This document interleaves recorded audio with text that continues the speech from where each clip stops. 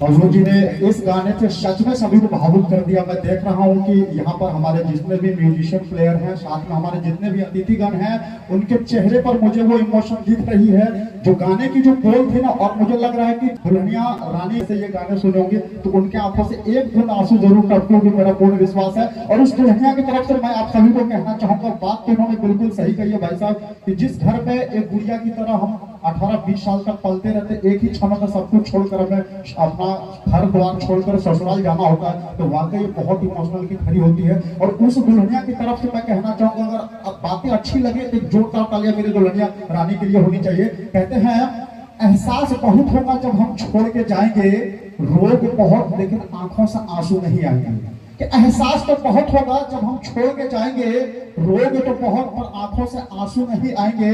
एक बार तबीयत से आवाज लगाना हमें, कि एक बार तबीयत से आवाज लगाना हमें, ससुराल की सारी सुख सुविधाएं छोड़कर भागते हुए घर वापिस चले आएंगे। ससुराल की सारी सुख सुविधाएं छोड़कर भागते हुए घर वापिस चले आएंगे। ऐसा अगर भाव दिल को छू गई हो तो दुल्हनिया रानी के लिए मैं जोरदार तालियों का अपील करना चाहूंगा, क्योंकि वो तो इस मंच से आके नहीं बोल सकती, मैं ही एक माध्यम हूं उनकी दिल की बात यहाँ पर आप सबसे कहने के लिए। और मैं दुल्हनिया रानी के लिए कहना चाहूंगा कि जिंदगी सवर जाएगी फिर से एक बार, इसे मुस्कुराहट से सजा करके तो देखिए। जिंदगी सवर जाएगी फिर से एक बार, इसे मुस्कुराहट से सजा करके तो देखिए।